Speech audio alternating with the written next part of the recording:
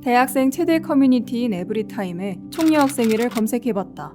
그러자 총여학생회 폐지에 관한 찬성과 조롱이 먼저 눈에 들어온다. 정치계도 이에 동참했다. 2021년 9월 경희대학교 총여학생회가 폐지되자 당시 국민의힘 대표 이준석과 대선주자 유승민은 SNS에 환영사를 남겼다. 이들은 총여학생회가 역할을 다했다고 더 이상 필요가 없다고 주장한다. 총여학생회는 남초현상, 여성 혐오 등의 영향으로 대학 내에서 여학생이 겪는 차별과 불평등을 해결하기 위해 세워진 학생 자치기구이며 학내 여성의 권리 신장을 목표로 하고 있다. 여학생이 겪는 차별과 불평등을 해결하기 위해. 그렇다면 여학생이 겪는 차별과 불평등은 사라졌을까? 세계경제포럼에서 발표한 2023년 세계 성격차 보고서에 따르면 한국의 성격차 지수는 146개국 중 105위로 최하위권이다. 유엔 개발 계획의 젠더 사회 규범 지수 보고서에는 약 10년간 37개국 중 두 번째로 성평등 인식이 많이 후퇴한 국가로 기록됐다.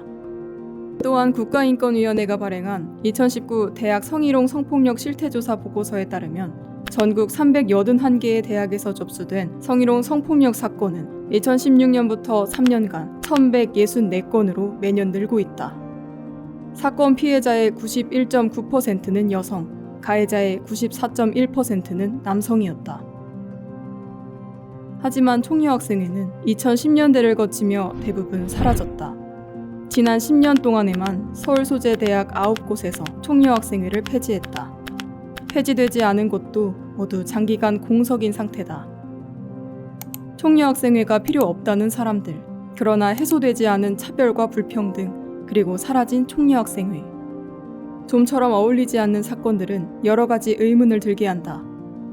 총여학생회는 어떻게 대학 사회에 자리 잡았고 어쩌다 한 번에 사라졌는가? 총여학생회가 사라진 대학은 어떤 모습인가? 앞으로의 차별과 불평등은 어떻게 대응할 것인가? 그 해답을 찾기 위해서는 총여학생회 폐지 뒤로 흩어진 이야기들을 모아야 한다.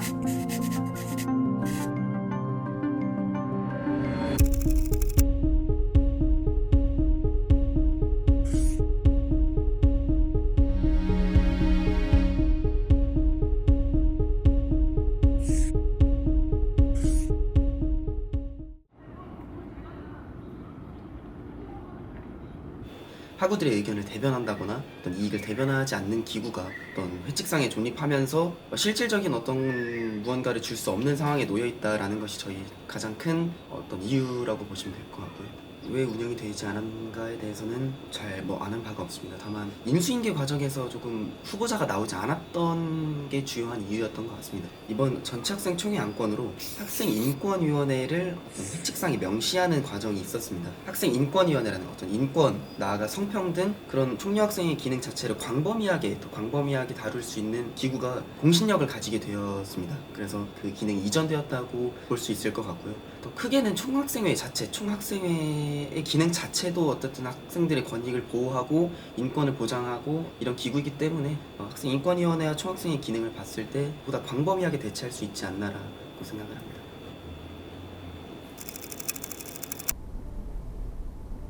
이 80년대까지를 지배했던 우리의 이제 손으로 이제 민주화를 이뤄내자라고 하는 이제 그런 흐름들이 좀 일단락이 이제 된 이후였기 때문에 다양한 이제 요구들이 사회적으로도 이제 분출이 되고 대학 사회에서도 분출이 되고 그 속에서 여성 대학 내 여성 운동도 하나의 이제 흐름으로 여겨지지 않았나 그렇게 생각을 합니다. 총여학생회가 처음에는 사실 또 총학생회 안에 이제 여학생 부 같은 이제 형태로 이제 있다가 총여학생회로 이제 독립을 해서 이제 나오게 된 게 이제 80년대의 일이고 90년대도 그와 같은 인식이 그렇게 이제 다르지 않은 그런 상황이었는데 여학생들의 이제 요구라고 하는 것을 담아내는 그런 이제 조직으로 좀 새롭게 만들어 보자라고 하는 그런 좀 문제의식을 가진 사람들이 총여학생회를 하게 된 그런 경우였고요. 그 당시에도 사실 대학들 중에서도 총학생이 없는 학교도 있었어요. 학생회라는 그 틀 안에서 활동을 할 것이냐, 또 위원회의 어떤 틀로서 활동할 것이냐라는 것들은 학교마다 달랐었고 연세대학교 여성주의자들은 좀 자치적인 모임으로 활동을 하다가 학생회 활동 양식을 빌리는 것이 지금 우리한테는 되게 유효하다라고 판단을 해서 총리학생회 활동을 했었던 거죠.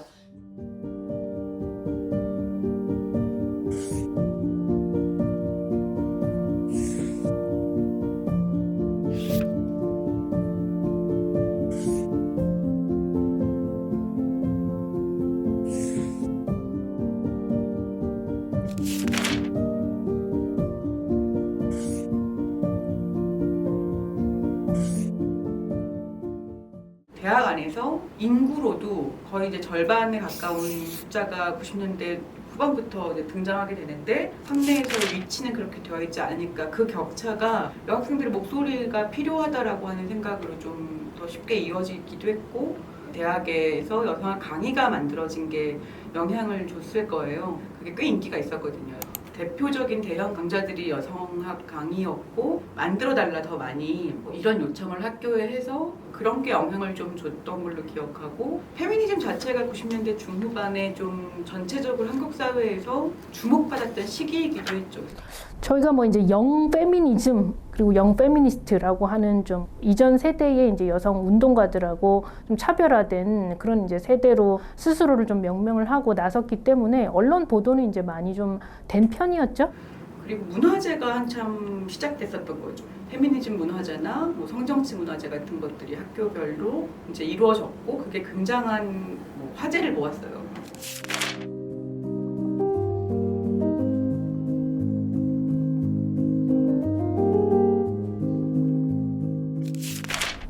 지금과 이제 비교를 해보자면 확연히 여성들의 사회적 위치라고 하는 것은 낮았다라고 말할 수 있지만 그 낮은 사회적 위치에 대한 문제 제기가 또 활발하게 벌어지던 그런 시기였다라고 말씀드릴 수 있겠습니다.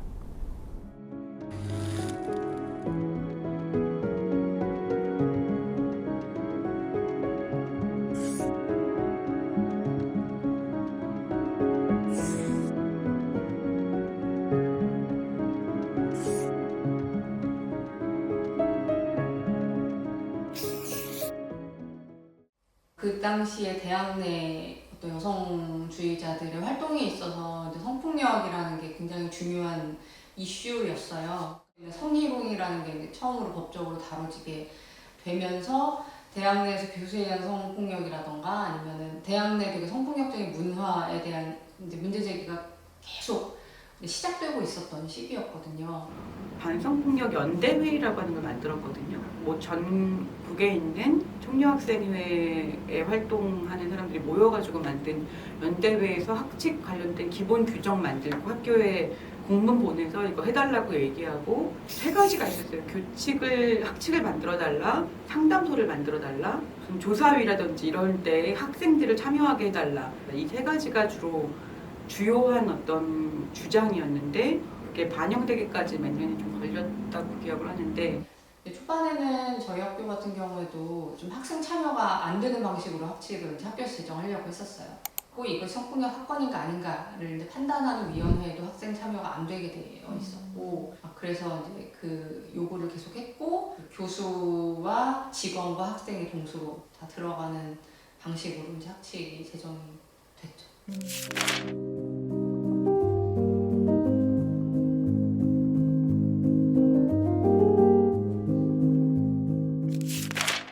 그런 것들을 하면서 좀 예방책들을 좀 만들어야 되고 상황들이 발생했을 때 좀 대처할 수 있는 어떤 제도적인 기반이 있어야 된다라는 인식들을 좀 계속 만들어 갔었던 것 같아요.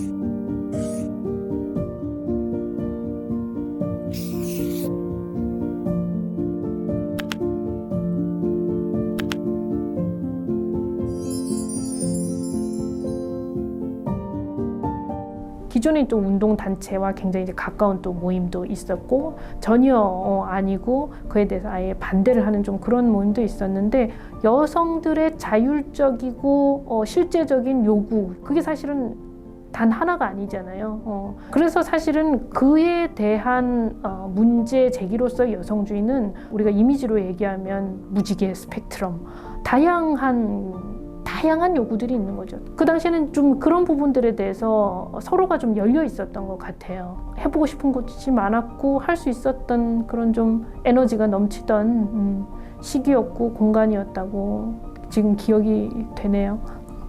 그 당시에도 이제 소위 말하는 백래시의 분위기가 이제 없지 않았었기 때문에 되게 비아냥거리고 희화하는 그런 분위기들이 있었고요. 그러니까 왜 총녀만 있냐, 남학생회는 없는데, 뭐 여성운동은 뭐 못생기고 뚱뚱한 애들만 하지 않았고, 약간 이런 것들. 뭐 저희는 근데 크게 신경 쓰진 않았던 것 같아요.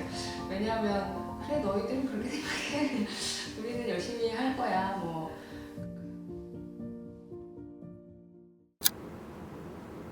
그때가 97년인데요. IMF가 터졌던 때요. 그때 너무 기억이 나는 건 뭐냐면 그 기업에서 오는 추천서들 있잖아요. 그 추천서를 가지고 면접장에 가면 더 쉽게 취업이 될 수 있는 그런 거거든요.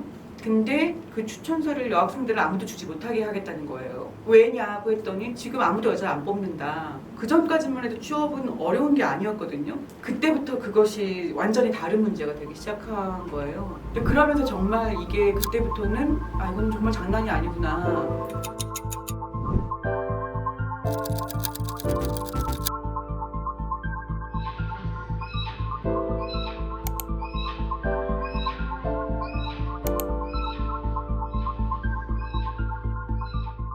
그때 이제 2000년대로 넘어서면서 전반적으로 대학 내 학생들의 활동이라는 것이 굉장히 좀 축소되는 경향들이 있었고, 그때 이제 신자유주의적인 경향이 굉장히 강해지면서 대학생들 같은 경우도 되게 좋은 직장에 취직하는 것들이 점점 더 어려워졌고, 스펙을 쌓아야 하고 되게 무한 경쟁으로 들어가고, 어떤 활동이나 어떤 사회적인 이슈에 대한 운동의 움직임이 전반적으로 축소되었던 것 같아요. 2000년대 초반 정도가 되기 시작하면서 사실 대부분의 학생회들이 어려움을 처하기 시작해요. 그 학생회장을 찾지 못해서 비대위로 가는 경우들이 생겨나기 시작하고, 그런 일들이 학생회 전반의 위기가 학생 사회 전반의 위기로 이어지게 되는 게 있었고요. 여자 후보들이 총학생 후보로 나와서 당선이 되는 일들이 꽤 드물지 않게 생겨나기 시작했어요. 그러니까 더더군다나 왜 총여학생가 있어야 되냐라고 하는 질문들이 가능했던 거죠. 남녀공학에서의 총여학생회라고 하는 명역이 꼭 필요한가라고 하는 질문으로 이어지게 되는 게 저는 그 상황과 연결이 됐다고 생각을 해요. 뭐 그런 전반적인 이제 변화 속에서 총여학생회에 대해서도 이 조직이 이제 필요한 조직이냐라고 하는 이제 문제 제기가 2000년대부터 이제 계속 이제 있어 왔다고 이제 알고 있고, 단과대 학생이나 총학생회보다 이제 더 격렬해 보였던 이유는 페미니즘에 대한, 여성주의에 대한 90년대 후반부터의 이제 이 가속화된 백래시, 이제 이런 것들이 이제 영향을 미친 것이죠. 사실 저희 때는 정말 누구도 총여학생회를 하고 싶어하지 않는 분위기가 굉장히 강력했고, 존폐 논란은 사실은 그러니까 내내 있었던 것 같아요. 그리고 이제 주력 사업이라고 하는 게 90년대에는 반성폭력 학칙을 만드는 거, 그다음에 뭐 여학생 휴게실을 만드는 것, 이런 것들이 되게 공감대를 많이 형성했던 것 같은데, 저희 때 이슈는 생리공결제 관련 이슈였고, 당시 이제 지금은 인권센터, 당시는 양성평등 상담실 뭐 이런 이름이었는데, 그 관리하시는 선생님조차도 그러니까 너무 오용과 악용에 대한 이야기만 계속 하시는 거예요. 근데 이제 사실은 이 제도가 만들어지게 된 취지와 계기라고 하는 게 있는데, 그게 또 잘 받아들여지지 않고 오용과 악용에 대한 이야기가 굉장히 좀 많이 펼쳐지는 그런 시기였던 것 같아요. 그리고 복지 사업이 굉장히 많아지다 보니까 또 더 그런 것에 대해서 남학생들이 왜 여학생들은 복지 수혜를 2번이나 받아야 되는 건가에 대한 논란이 언제나 있었던 것 같아요. 근데 따지고 보면 학내의 어떤 불법 촬영 문제라던가 아니면 안전하지 않은 대학, 예를 들면 여학생 휴게실에도 불법적으로 침입해가지고 성폭력 사건이 발생한다거나 그런 공간에서 발생하는 성폭력 문제가 되게 비일비재하게 발생함에도 총여학생의 신뢰를 좀 잃어가고 있던 순간이었던 것 같아요. 그 당시에.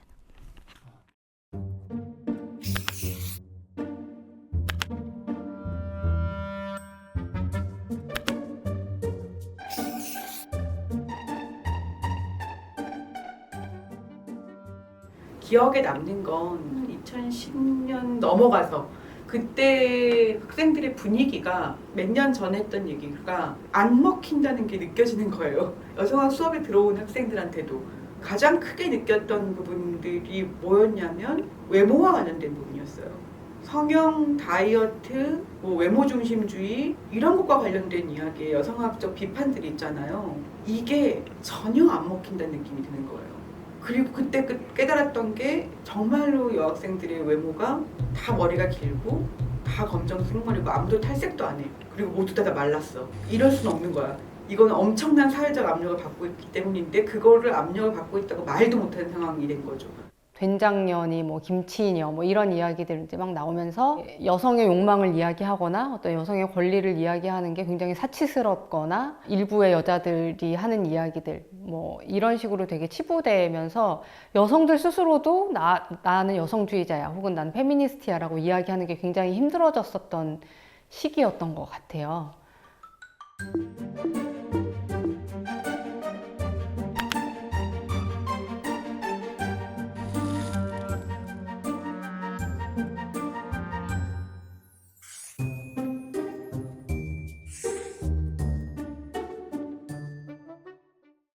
그때는 이제 대학마다 인트라넷 같은 게 익명 게시판이라든지 이런 게 활발하게 이루어졌던 시기였는데 무슨 학교에 어떤 여학생들하고 잠 남자애들이 클럽을 만들어서 싸이월드 같은 데 프리첼이나 이런 데 다 모아놓고 그런 걸 폭로한다거나 그러니까 아주 잔인하고 폭력적인 형태의 여학생들에 대한 불링이 인터넷을 중심으로 하고 있다는 게 좀 느껴지기 시작했어요. 그리고 그때부터 여학생의 활동을 하는 친구들이 위협을 느끼기 시작하더라고요. 그렇게 분위기가 바뀌어가기 시작했던 것 같아요.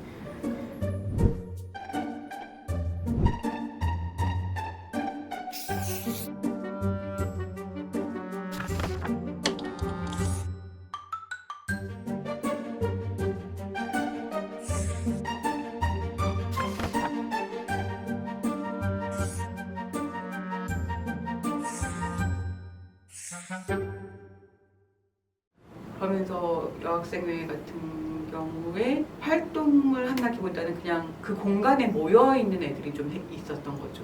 그렇지만 회로 출마하지는 않는 거예요. 그런 식의 상황에서 여성들이 2015년도에 저는 각성했다고 생각해요. 그러니까 더 이상 못 참겠다. 7년 전 오늘을 잠시 떠올려 봅시다. 한 사람이 목숨을 잃어야 했습니다. 사실 다른 이유가 있지 않았습니다. 단지 여성이라는 이유만이었습니다. 우리는 잊지 않겠다.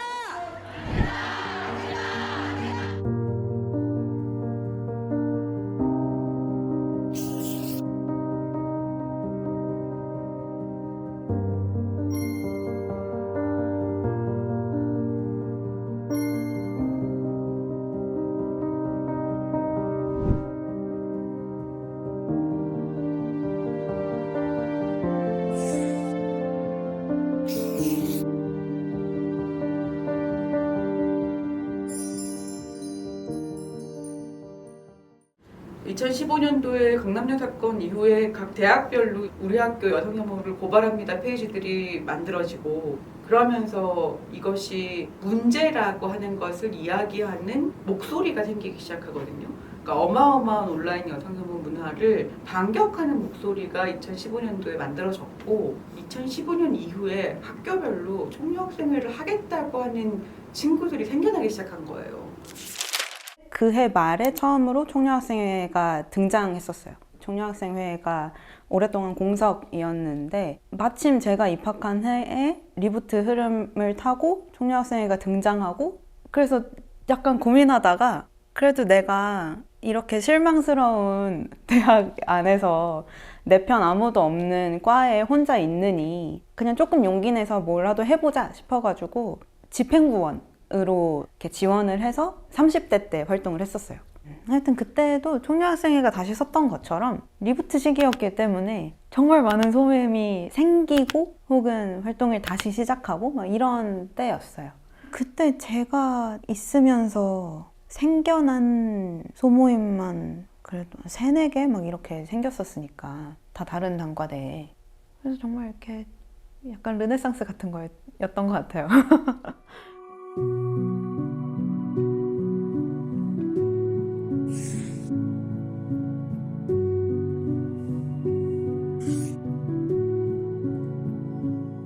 그때부터 총여학생회에 대한 공격은 학내에 있었다. 근데 그게 없어지지도 않고 그렇다고 너무 거세지지도 않는 수준, 세간의 페미니즘 혹은 페미니스트가 받는 공격 수준으로 있었다가 유지가 되다가 그해 18년도 5월인가 즈음에 연세대학교부터 공격을 받기 시작했어요.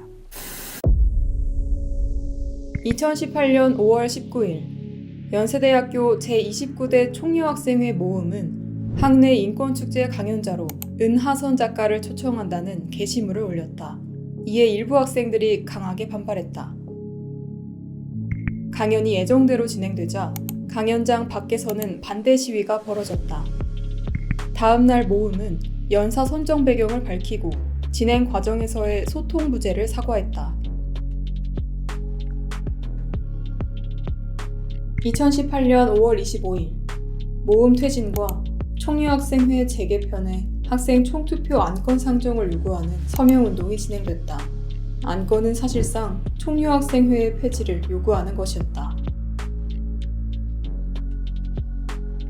그분이 되게 보수 기독교와 조금 반대되는 대척점에 계시다고 여겨지는 분이셔가지고 그분이 와서 연사를 해서 강연을 한다는 게 엄청나게 무리가 됐었던 사건이었어요. 그래서 어떻게 이런 게시글을 올리는 사람을 학생 회비로 학교에 불러가지고 강연을 시키느냐라고 하면서 A4 같은 거에 약간 은하선 씨가 왜 학교에 오면 안 되는지 예전에 무슨 말을 했었고 약간 그런 거를 도서관 앞에서 사람들한테 뿌리면서 관심을 가져달라고 화력을 모으는 어떤 분이 계셨고 그분 덕분에 평소에도 총여 안 좋아했던 사람들이 화력을 한데 모을 수 있는 그런 출발점이 됐던 것 같아요. 2018년 6월 4일 연세대학교 중앙운영위원회는 서명운동 내용 일부를 수용했다. 모음 퇴진은 총여학생회 회원의 자치권을 훼손하는 것으로 보고 폐기됐고 총여학생회 재개편은 개편 주체를 여학생으로 할 것과 여학생 투표 결과를 별도로 산출할 것을 전제로 상정됐다. 2018년 6월 15일 총여학생회 재개편 요구회안이 찬성 82.24%로 가결됐다. 모음은 재차 불통으로 인한 실책을 사과하고 재개편안을 충실히 논의할 것을 약속했다. 명목상으로는 그게 총여학생회가 앞으로 어떻게 변해야 하나? 그런 거를 이제 다음 총여학생회에서 그걸 논의를 하면서 다음을 꾀하는 그런 중간 페이즈의 결론이었다고 저는 그렇게 느꼈거든요. 그래서 모음이 그 여학우들 대상으로 이 재개편 TFT 그런 거를 모집했었던 것 같아요. 그래서 학생 회칙? 약간 그런 거를 다시 약간 정비하고 총여학생회라는 단체가 약간 어떤 걸 추구해야 되고 막 어떻게 해야 되고 약간 재개편 논의를 약간 진행을 좀 했었어요. 2018년 6월 28일 총여학생회 폐지위원회가 구성됐다. 이들은 은하선 작가 초청 강연과 이후 총여학생회의 태도가 반민주적, 반인권적이라며 총여학생회 폐지를 주장했다.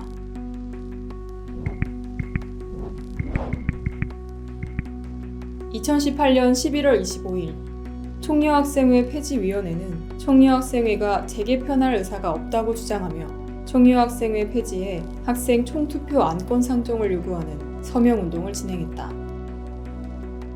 총패위 이게 약간 결성이 되고 훨씬 더 적극적이고 약간 훨씬 더 공격적인 그런 성향을 가졌던 것 같아요. 그런 이야기를 하면서 또 다시 선거철이 왔고 저는 거기에 이제 부회장으로 이제 올라가면서 이제 선거를 치렀고 겨우겨우 이제 막판에 당선이 됐는데 이제 당선 소식을 들은 사람들은 뭐야 재개편 한다면서 그냥 다음 주 선거 치러버리네?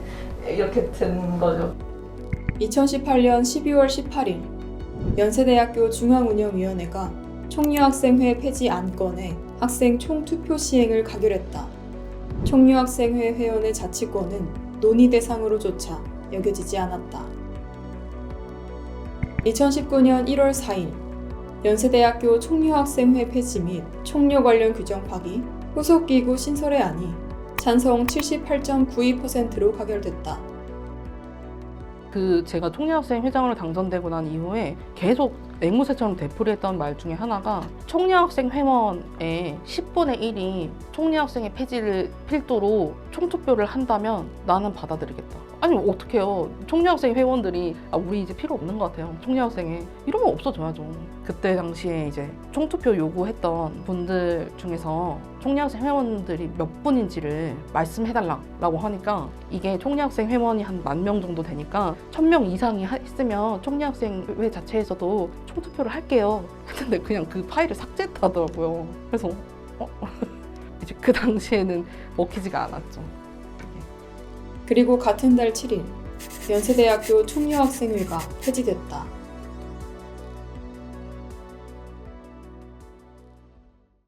그러면서 저는 이제 그때는 좀 이렇게 어떡하냐, 옆 학교에서 큰일이 났댄다 이 정도였는데 그게 성균관대로 먼저 갔던 거죠. 총유학생회 우리 필요해. 그래서 우리 선거 나갈 거야 라고 했는데 학내에 총유학생회가 과연 필요한가에 대한 의문을 던지는 학생들이 많습니다. 그래서 갑자기 총유학생회 나가겠다고 했더니 총유학생회 없애기 투표를 해버린 거예요. 그러고 나서 저희 학교로 옮겨온 거예요.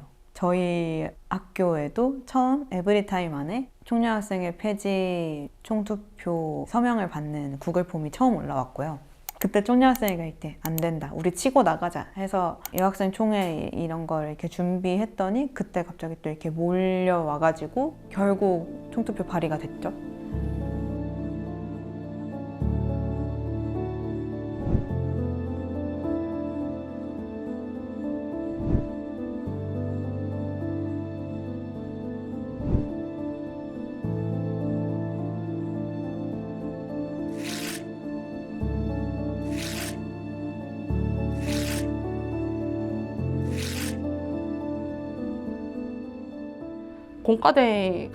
공과대 건물 내에서 폭죽놀이를 했어요. 근데 그게 신과대 입장에서는 마음에 안 들어요. 아니 어떻게 학교에서 불꽃놀이를 해? 이렇게 돼요. 그래서 야 너네 공과대 학생회 없애. 공과대 학생회가 한 축제 아니야? 없애.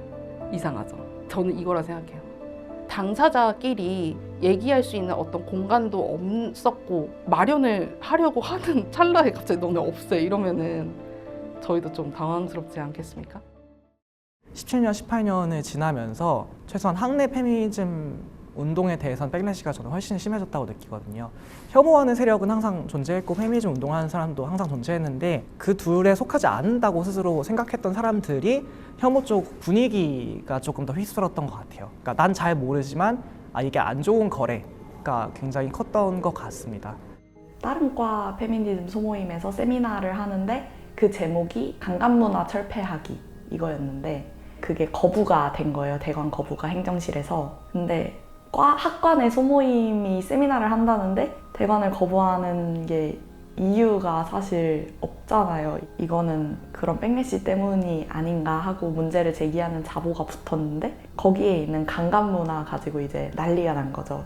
우리 학교에 강간 문화가 어디 있냐. 그들이 말하는 대로 아무나 잡아서 강간한다는 얘기가 아니라 이 만연한 여성 혐오적인 분위기와 정말 심하면 정말 강간까지도 용인될 수 있는 그런 얘기를 하는 건데 그걸 가지고 이제 뭐 반박 자보가 붙고 막 계속 욕을 먹고 뭐 이렇게 난리가 났었어서 그게 저는 가장 기억에 남는 사건이었던 것 같아요. 뭐 욕설이나 혐오 발언이 적힌 댓글도 그렇고 게시글로도 얘네는 우리 학교인 게 부끄럽다 있다, 뭐 페미 탈출은 지능순이다, 뭐 이런 게시글 같은 것도 많이 업로드되고, 좀 한창 분위기가 험악했을 때는 학교 공간 내 어떤 뭐 특정 위치를 언급하면서 너 방금 여기 왔다 갔어? 약간 이런 글을 댓글에 적어서 위협감을 주기도 하고 그런 경험이 있는 것 같아요.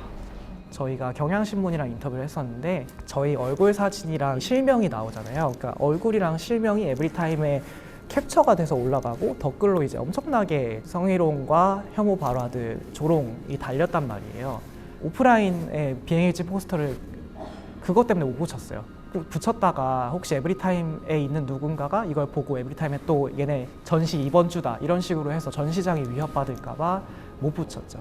그게 좀 속상하고요. 사실 분위기 자체가 혐오적으로 되다 보니까 가입하고 싶었던, 가입할 수 있었던 사람들도 가입을 못하고 저희도 활동을 더 왕성하게 하고 싶은데 무서워서 못했던 거죠. 그런 일들이 없었던 적은 한 번도 없는 것 같아요.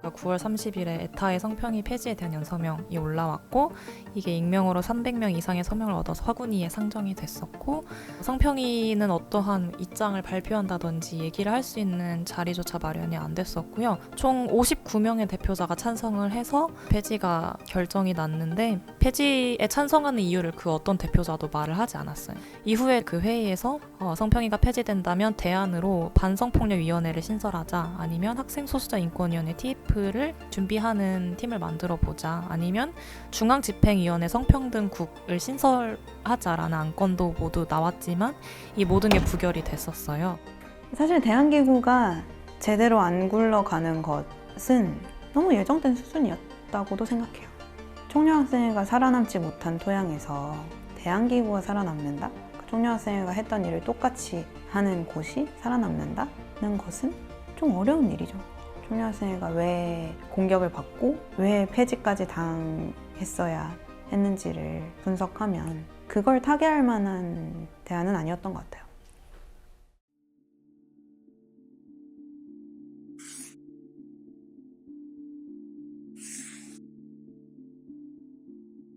제일 먼저 말하고 싶은 건 확실히 대표성이 떨어지기는 해요. 총여학생회 같은 경우에는 그 본회 구성원이 여학생이었고 이제 직접 투표를 통해서 총여학생회장이 뽑혔기 때문에 대표성 측면에서 좀 많이 약하다. 왜냐하면 저희는 내부 선거를 통해서 위원장 아니면 대표를 뽑기 때문에 그런 측면이 좀 한계라고 느껴지기는 해요. 다른 학우들을 대상으로 해서 뭔가를 대표한다라는 인식이 조금 떨어지고 확실히 총련은 자치권이 좀 강하다는 게 진짜 중요한 것 같아요. 총련 자체적으로 예산을 분배해서 다양한 사업을 기획하기도 하거나 구체적으로 좀 여성운동을 이끌어 나갈 수 있는 입지 혹은 그러한 실제 자치권을 행사할 수 있는 위치였다고 생각을 해요. 근데 성평이 같은 경우는 성평등위원장을 총학의 인사로 이제 임명이 된다거나 예산 분배의 경우에도 총학의 예산 분배를 따라서 성평등위원회 사업을 진행하기도 했었거든요. 그래서 관련된 예산을 축소하거나 부정적인 반응을 보인다는 식으로 총학의 검열 혹은 총학의 간섭이 있을 수밖에 없는 구조인 것 같아요. 성평등위원회라는 그 기구는. 그러니까 사실 산하기구로 간다는 것 자체가 불가능한 거였던 거죠. 왜냐면 그걸 누가 책임지냐. 학생이라고 하는 거에 사이클은 1년에 한 번 당선된 그 팀이 책임지는데 그 팀이 책임지겠다고 해놓고 임기가 끝나버리거든요. 그럼 그 다음 팀이 된다고 하면 그 다음 팀은 우리가 하겠다고 한 게 아니야. 그러니까 아무도 책임지지 않고 가게 되거든요.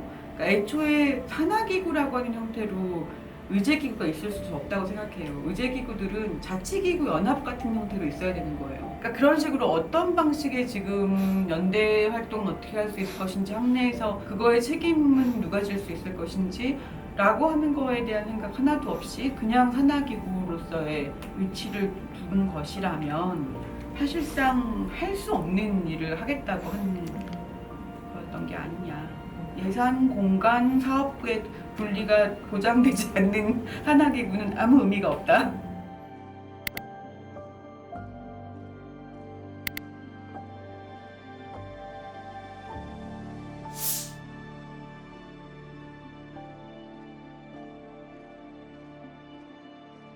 사실 폐지가 될 수도 있죠. 폐지가 이제 될 수도 있는데 문제는 대학 내에 이제 여성들의 요구라고 하는 것이 따로 그렇게 대의가 되지 않아도 되는 것인지, 총학생회만으로 충분한 건지, 아니면 총학생회도 잘 못하고 있는 건지, 그러면 총학생회나 총리학생회 같은 조직이 아니라 뭐 다른 방식으로 우리가 어떤 생각을 해봐야 되는 것인지, 왜 지금은 필요가 없다라고 생각해서 없어져도 좋다고 보는 것인지에 대한 토론이 너무 부재한 사회라는 생각이 들어요, 한국 사회가. 그리고 총리학생회 같은 경우는 사실 그렇기 때문에 혼자 살아남을 수도 없고 조직 전체가 다른 방식으로 전환가 돼야지만 그런 다른 목소리를 가진 사람들이 학교 안에서 의미 있는 활동들을 할 수 있는데 그 다른 목소리를 가진 사람들이 의미 있는 활동을 할 수 있는 공간이 없어요, 지금 학교 안에. 그 공간 전반이 없어진 게 문제인 거죠. 저는 학교가 굉장히 정치적인 공간이고 일상은 정치적인 공간인데 학교가 너무 탈정치화되어 있다 생각해요. 아까 말한 것처럼 총료 문제, 굉장히 정치적 입장들이 서로 굉장히 경합하고 첨예한 문제에서 총료 폐지되는 거잖아요. 정치적인 행위들이 아주 많이 일사불란하게 일어나고 있는데 마치 정치적이지 않는 것처럼 학교는 그런 곳이 아닌 거지 라는 것이 아주 암묵적으로 강하게 묵인화되어 있는 것 같고, 제도는 공평하니까 그 안에 부대끼는 사람들은 그 제도에 맞춰서 알아서 살아가. 니들이 갖고 있던 뭐 성차별의 감각과 억울함의 감각들은 그건 모르겠어. 그건 너의 어떤 역량으로 네가 그럼 열심히 해야지. 네가 그럼 경쟁에서 이겨야지. 그런 걸 다 넘어서려면 그런 것들만 강조되고 있는 것 같아서 이렇게 한국 사회가 백래시가 쉽게 오고 논의가 되지만 그렇게 되는 뭔가 사회적이고 제도적이고 이런 문화적 배경에 대해서 우리가 얘기를 해봐야 되는데 그거에 대한 이야기는 쏙 빼고 너무 자본주의화 되다 보니까 학교라는 공간이 학문 공동체라는 되게 좋은 이름 안에 사실 그냥 제대로 된 논의를 못하게 가려지는 거죠. 학소위가 생기고 총학생회 투표를 했던 게 이번 선거가 처음이었는데 무슨 인증마크 마냥 학소위랑 논의하겠다, 뭐 인권 관련해서 질문했더니 다 학소위랑 논의하겠다 뭐 이러고 30분 논의했는데 학소위랑 논의해봤다, 약간 이런 식의 흐름이고, 그래서 진짜 도구화되고 있구나. 사실 성평등이라는 거는 어떤 특정 조직이 전담해서 해야 되는 일이 아니라 모든 분야에서 모든 조직이 성평등을 실현하기 위해서 당연히 노력을 해야 되는 거고, 총여학생회나 성평등위원회가 중심이 된다는 의미가 돼야 되는 거지, 마치 여성이 들어간 어떤 기구를 만들어 놓고 그 기구가 그런 걸 다 전담해 줄 테니 우리는 더 이상 성평등 하지 않아도 돼, 우리는 더 이상 젠더폭력에 신경 쓰지 않아도 돼, 알아서 하겠지, 이런 식의 여성들한테 또 외주를 주는 방식이 또 되는 게 저는 대학사에서 굉장히 문제적이었다고 생각을 해요. 총학생회에서 어떤 사업을 할 때 혹은 뭐 학생을 상대로 뭘 할 때, 학교에서 사실은 어떤 사업을 할 때 기본 전제가 성평등 감각을 가지고 있는가, 누군가를 만나고 무언가를 할 때 기본 태도, 기본 준비 자세인 거라고 인식하는 게 사실 지금 너무 어려워서 그런 것 같아요.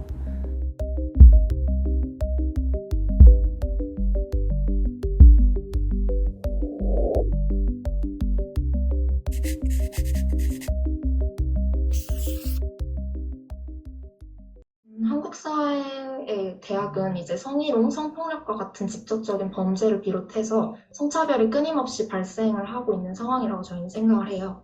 과거에 비해 차별이 즉각적으로 눈에 보이는 형태로 이루어지는 것이 아니라 마이크로 어그레션 형태로 나타나기 때문에 직접적으로 차별받는 대상이 아닌 경우, 그리고 관련 사안에 대한 관심이 적은 경우, 자신이 차별을 받고 있으면서도 차별에 대해 인지하지 못하는 경우가 많은 것 같아요.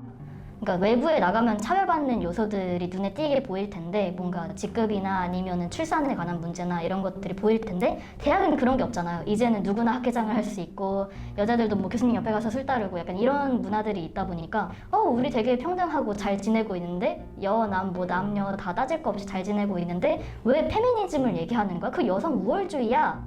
약간 이렇게 돼버린? 그래서 현실을 잘 파악할 수 없는 환경이라고 생각해요, 대학 자체가. 우린 평등하다라는 착각에 빠져 있다고 생각합니다. 실제로 정말로 평등이 이루어졌느냐라고 생각해 보았을 때 그 안에서 느끼는 미시적인 차별이란 폭력들이 여전히 있잖아요. 어떤 그 끈적임, 느낌, 시선, 감각 이런 거 굉장히 중요한 건데 우리 사회에서는 사실 이것이 굉장히 비객관성으로 이야기되고 비이성적으로 이야기되는 것 그런 것들이 굉장히 오랫동안 되어 왔는데 누군가 차별 경험하지 않으면 사실 좋죠. 뭐 차별 경험으로만 우리가 사실은 어떤 동일시 되는 건 아니죠. 한 건이라도 어떤 경우에 원치 않은 폭력으로 누군가 죽거나 어떤 피해를 경험한다면 우리 사회는 왜 이런 일이 일어날까를 같이 고민해야 되는 태도가 필요한데 사실은 너무 적은 일을 가지고 유별난다라는 어떤 이야기로 되는 거.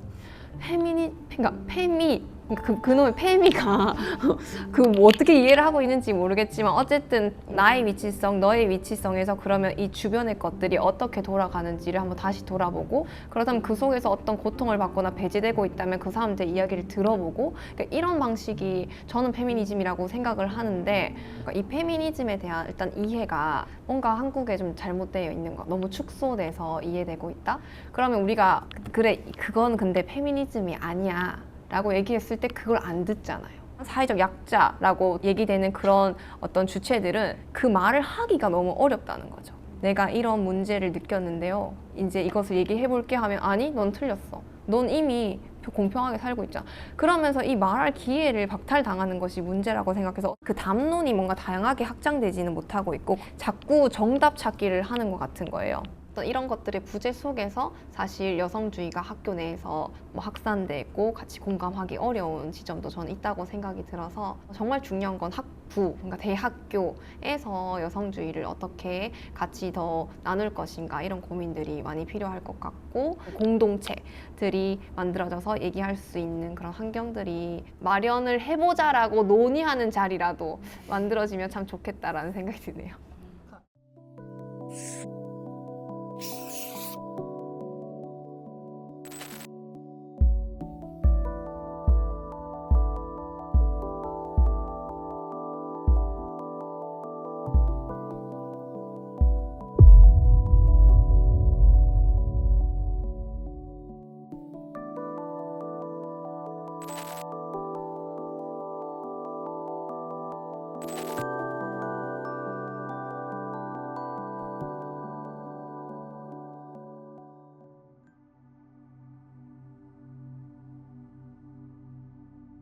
최근에 이제 준폐연 주최의 대학 페미니스트 간담회를 참여를 했었는데 근데 이제 여러 단체가 참여를 했었거든요. 근데 이제 하나같이 다 어렵긴 하시더라고요.